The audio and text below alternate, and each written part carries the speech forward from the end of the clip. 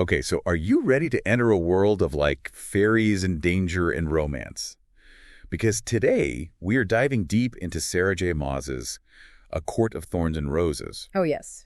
If you haven't experienced this book yet, just wait. We're about to unpack why it is such a fan favorite. This excerpt grabs you from the first page. Maas doesn't waste time with exposition. She throws you right into Feyre's world. A world where survival is a daily struggle and whispers of fairies are both alluring and terrifying. Right.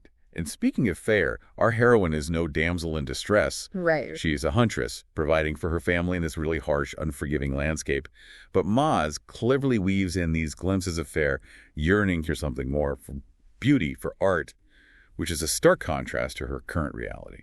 And that contrast is key to understanding Feyre. She's practical, resourceful, but she also has this artistic soul that is being stifled by her circumstances. It sets up this internal conflict that will play out in really interesting ways as the story unfolds. Okay, let's talk about Prithia, the magical realm at the heart of this story. Maas creates this sense of mystery around it. It's separated from the human world by a wall.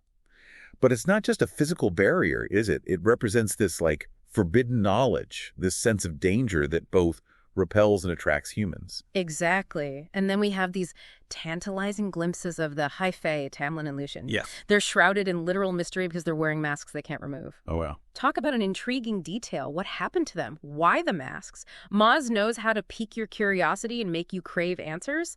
Right. It's like she's giving you a puzzle, one piece at a time. And just when you think you're starting to get a handle on things, she throws in the blight. This creeping sickness affecting Prithian, weakening magic, and unleashing dangerous creatures. The blight adds a layer of urgency and danger to the story. Yeah. This isn't just a whimsical fairy tale. There are real stakes, a sense that this beautiful, magical world is in peril. And that danger hits home with the introduction of the treaty. This agreement between humans and Fae is clearly fragile, more of a truce than a lasting peace. Right. Which makes Feyre's next encounter even more terrifying, right? I mean, talk about being in the wrong place at the wrong time. Yeah. That scene where the fairy confronts Feyre about killing Andras, who we learn was Fae, not just a wolf, it's a game changer. You can practically feel the ground shifting beneath Feyre's feet as she realizes the magnitude of what she's done. The choice she's given, death or life in Prithian, is classic Maas. Brutal, impossible, and completely captivating. No kidding. Talk about a rock and a hard place. So Feyre chooses Prithian, and we are thrust into this lavish, sensual world of Tamlin's manor. It's such a stark contrast to her life back home, wouldn't you say? It's that classic fish out of water trope, but Maas elevates it. Yes. Yes, the manor is opulent, beautiful, even seductive in a way, but there's also this undercurrent of danger, of something sinister lurking beneath the surface. Right. We're introduced to these chilling creatures. The puka, the naga, the surreal, each more unsettling than the last. And what about the artwork in the manor? Feyre is drawn to it, captivated by it. It's like it's awakening something within her that she didn't even know was there. Exactly. It's that yearning for beauty and art we talked about, bubbling to the surface. The artwork becomes this symbol of everything Feyre desires but feels out of reach. And Maas doesn't let us forget about the danger.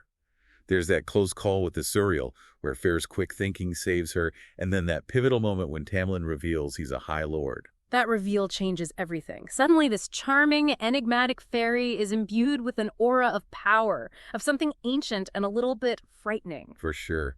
And it's like the spring court itself is holding its breath, hiding secrets. The ominous adder, that creepy voice in the garden, whispers of a powerful, cruel fairy named Amarantha. It's all building towards something, right? You can feel the tension simmering on every page. Maas excels at building suspense. Yes. She doles out information strategically, giving you just enough to keep you hooked. Take Calanmai, for example.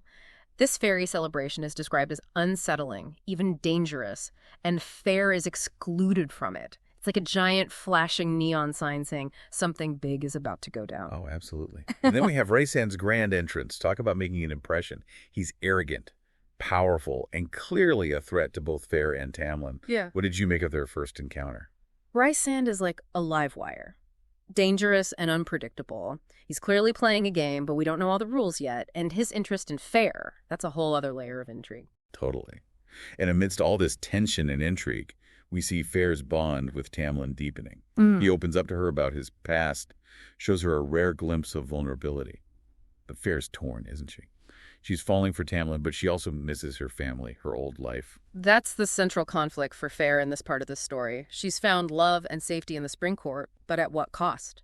She's essentially a prisoner of her own making, trapped by her love for Tamlin and the danger that lurks outside his protection. Right, and just when you think things might be looking up for them, Tamlin sends Feyre back home. It's a complete shock. What did you make of his decision? It's a classic Maas twist. On the surface, it seems like he's pushing her away to keep her safe, but there's this underlying sense of unease, a feeling that something else is going on, something Tamlin isn't telling her. Okay, we've covered a lot of ground here, but before we move on to what happens when Feyre returns home, let's take a quick pause for our listeners to process all this information. It's a whirlwind of characters and plot twists. So Feyre's back in the human realm, back in her father's care. Yeah. You'd think she'd feel relieved, safe even. But Maas doesn't let that tension go, does she? Not at all. It's like that saying, you can't go home again. Right. Feyre's changed by her experiences in Prythian. And her old life, even with her family, feels off. Exactly. And it's not just Feyre. Maas uses these reactions of those around her, especially Nesta, to heighten that sense of unease. Nesta is suspicious, cynical. She sees right through that facade of normalcy. It makes you wonder if maybe, just maybe, she knows more about this fairy world than she lets on. Nesta's a fascinating character in her own right. She's sharp, observant, and clearly harboring some deep-seated resentment towards Feyre. Their dynamic adds another layer of complexity to the story. Speaking of complexity, that encounter Feyre has with the fairies in her father's new manor is straight out of a nightmare. It shatters any illusion of safety, and it shows that the consequences of her actions, of breaking the treaty, have followed her home. That scene is a turning point. Yeah. It reinforces the idea that Feyre is bound to Prythian, whether she likes it or not, and it highlights the ripple effect of her choices. Right. The death of Andras, the fairy she killed, wasn't just a personal tragedy. It has far-reaching consequences. And yet, amidst all this darkness, Feyre still clings to hope. That dream of a future with her family, a future where she can finally pursue her art. It's heartbreaking because you see how much she still wants that normal life, even as she's being pulled further into this world of magic and danger. It's that inner strength, that refusal to give up, that makes Feyre such a compelling character. She's faced with impossible odds, crushing burdens, but she never completely loses sight of who she is. She's a survivor, that's for sure. Yes. And her compassion shines through, even in this dark time. That scene where she visits those impoverished families, leaving them money, it's a small act, but it speaks volumes about her character. Absolutely. It shows that she's trying to make amends for the past, to take responsibility for her actions, even as she's grappling with the larger threat looming over both worlds. And it's interesting to contrast Feyre's compassion with the behavior of Thomas Mandre, the man Nesta almost married. He's the epitome of self-preservation, willing to profit from the suffering of others. Right. It's a stark reminder that darkness and light exist in both the human and fairy realms. Right. And speaking of contrasts, Maas does a masterful job of juxtaposing the mundane aspects of Feyre's human life with these lingering reminders of Prythian. Like that moment when she's gardening and we see her calloused hands still bearing the marks of her time in the Spring Court. Oh, wow. It's such a vivid image. That image is incredibly powerful. It's a physical manifestation of the dual worlds Feyre now inhabits. Her hands, once wielding a bow and arrow, now tending to flowers, yet still bearing the scars of her past. It's like a physical manifestation of that internal conflict we talked about earlier. And speaking of conflict, that conversation between Feyre and Nesta, where Feyre admits she would have gone to the ends of the earth to save Tamlin, it's like a punch to the gut. You can feel the longing, the heartbreak in that confession. That line, "Yes, I would have," is loaded with emotion. It reveals the depth of Feyre's feelings for Tamlin, her unwavering loyalty, and also her growing realization that she made a terrible mistake by leaving him. And then, just as Feyre's grappling with those feelings, she gets hit with the news about Claire, that village girl who's taken by fairies. It's a brutal reminder of the danger that she's brought to her doorstep, the price of her connection to Prythian. It's a turning point for Feyre. She can no longer ignore the consequences of her actions, the danger she's brought to her loved ones. It's time for her to stop running and face the music, so to speak. And face the music she does. Feyre returns to the Spring Court, but what she finds there is devastating. The manor is in ruins, a chilling testament to Amarantha's cruelty. Maas doesn't shy away from depicting the brutality of this world. No. The wrecked manor is a symbol of everything that's been lost, everything Amarantha has taken from Tamlin and his court. It's a visual representation of the stakes, a reminder that this is a fight for survival. Absolutely. And then we meet Alice, who reveals the horrifying truth about Amarantha's reign. Right. This isn't just a power grab, it's personal. She's cursed Tamlin, stolen his power, and imprisoned him within his own court. Talk about a villain. Amarantha is a classic Maas antagonist. Powerful, ruthless, and utterly captivating in her cruelty. The way she systematically dismantled the Spring Court, broken Tamlin, it's chilling. And the curse itself is particularly cruel. Right. She's taken away his agency, his very essence, and left him a shell of his former self. It's heartbreaking. And to think all of this was orchestrated in a way because of Feyre. Amarantha knew about her, knew she was the human girl with ice in her heart, that Tamlin needed to break the curse. Talk about a mind game. It's a brilliant twist that reframes everything we thought we knew about Feyre's role in the story. She wasn't just a pawn in a larger game. She was the key player all along, whether she realized it or not. And now, knowing that Amarantha has been pulling the strings from the beginning, it makes you question everything. Right. It raises the stakes to a whole new level. Sure. And yet, Feyre doesn't hesitate. She volunteers to go under the mountain to Amarantha's court to try and save Tamlin. Talk about courage. It's a reckless, desperate move, but it's also a testament to Feyre's love for Tamlin. She's willing to face any danger, any horror to try and rescue him, even knowing that, as Alice warns, you'll be lucky if she gives you a clean death. Under the mountain, it sounds terrifying just from the name, and that glimpse we get of the ACOTAR, that embodiment of pure malice guarding the entrance, it sends chills down your spine. Maas has this incredible talent for creating these truly unsettling antagonists. The Aetor isn't just some monstrous creature. It represents something primal, something deeply unsettling. It's a physical manifestation of the darkness that pervades Amarantha's realm. And then there's the advice Alice gives Feyre. Trust no one. Listen carefully. Don't reveal your true nature. It's like a survival guide for navigating this nightmarish world, and it highlights the challenges Feyre faces. This isn't the Spring Court anymore. This is a whole different ballgame. Those rules are crucial. Right. They emphasize the treacherous nature of Amarantha's court, where deception and cruelty are the norm. Feyre will need to be sharper, more cunning than ever before to survive. And she's going in blind, essentially. Right. You get that sense of unease, of creeping dread as she enters under the mountain. The description of the subterranean passageway, crudely carved, firelit, it just adds to the oppressive atmosphere. That passageway is like a descent into hell, both literally and figuratively.